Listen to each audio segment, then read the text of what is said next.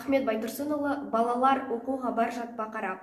Балалар оқуға бар жатпа қарап, жуынып, киеніңдер шапшаңырақ, шақырды тауық мана әлде қашан, қарап тұр терезеден күн жалтырап.